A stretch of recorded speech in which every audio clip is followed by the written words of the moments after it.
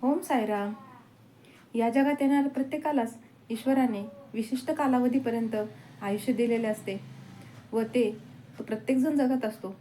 त्यात कितीक वर्षे असतात, महिने असतात, तास असतात, मिनिट असतात, तर सेकंदही असतात.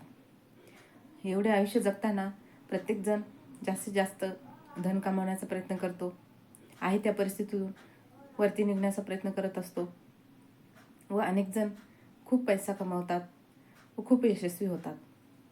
पण ज्या वेळेला शेवटचा श्वास येतो, त्या शेवटच्या श्वासाला जर त्याच व्यक्तीने ईश्वराकडे असे मागितले की मी आयुष्यभर जेवढे धन कमावले आहे ते सर्व मी तुला देतो, फक्त माझे काही सेकंद श्वास वाढून दे, मला काही 2-3 श्वास तरी वाढून दे, तर असे होईल का?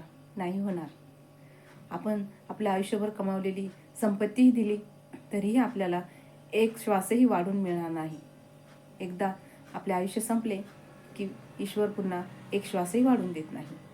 आणि आपल्या कमावलेल्या धनसंपत्तीची ईश्वराला काहीच किंमत नसते, मातीमोल असते.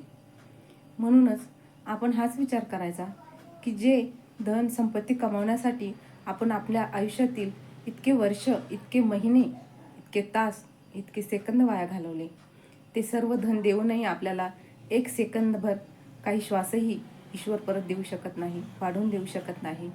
मग विचार करा, आपण किती मौल्यवान श्वास, सेकंद, आपल्या आयुष्यातील वेळ त्या धनासाठी वाया घालवला.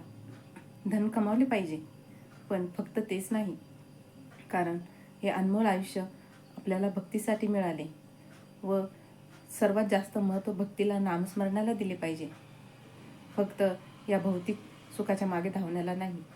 ओम साईराम.